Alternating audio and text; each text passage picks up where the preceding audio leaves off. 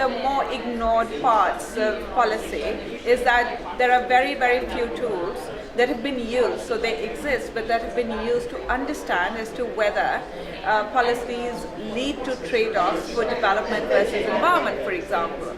And in the environment field, and very relevantly to this conference, what has been ignored for a very long time is really identifying as to whether policies lead to trade-offs with respect to, say, poverty alleviation, development, and the environment.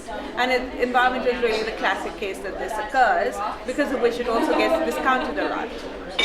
So one of the things that we also hoping from the International Initiative on Impact Evaluation, or 3IE, is also we're hoping to advocate for the use of rigorous methods to then identify and measure the extent and the magnitude of these trade-offs, because that's a really important input into deciding as to whether policy change should take place or not.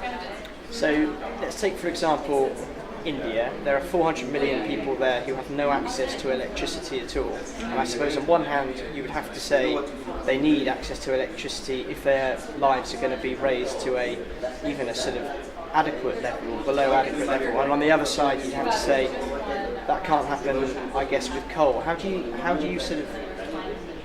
measure both those up? Because they're almost impossible to match, aren't they? On the one hand you're saying we have to give these people electricity, on the other hand you can't do it with coal.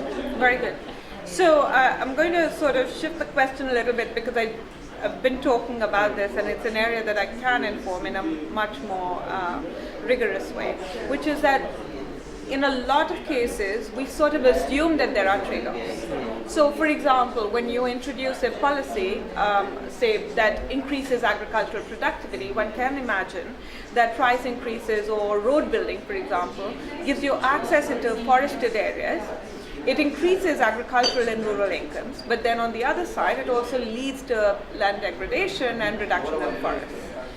What I want to underscore is that actually in a lot of cases you can get win-wins, but you can only identify these if you look into each one of these cases and contexts in a very detailed way.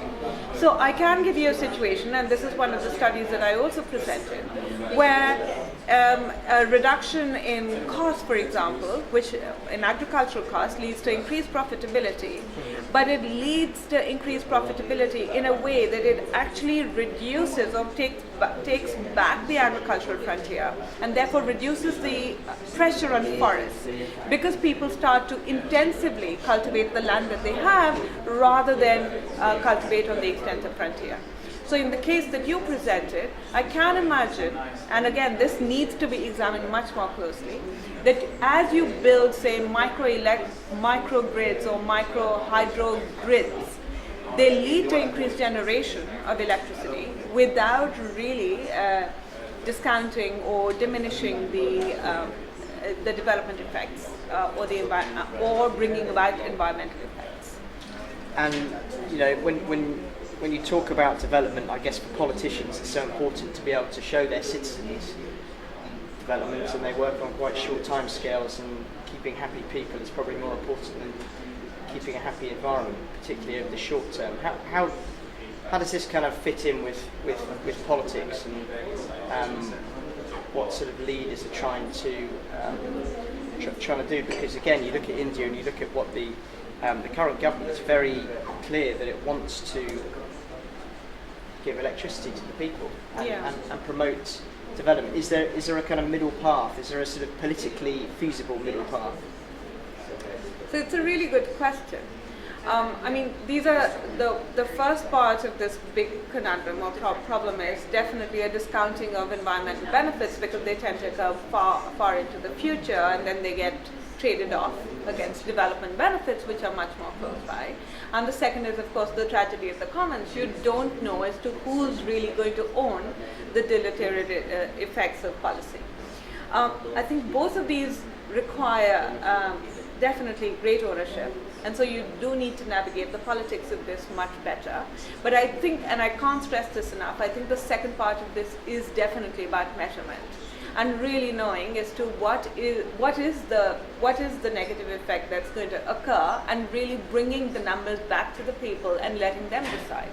Because in many cases, what happens is that these impacts remain very ambiguous. They're sort of hand wavy, and unless you can translate these into very, very specific numbers and create scenarios and let people know as to what these scenarios mean for them, it's very difficult for them to translate these into something that could impact them. So that's one of the things that I'd really underscore.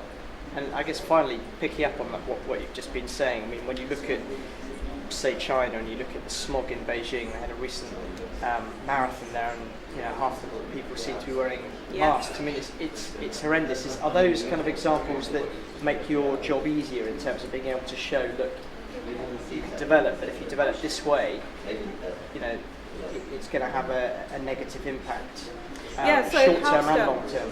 Right.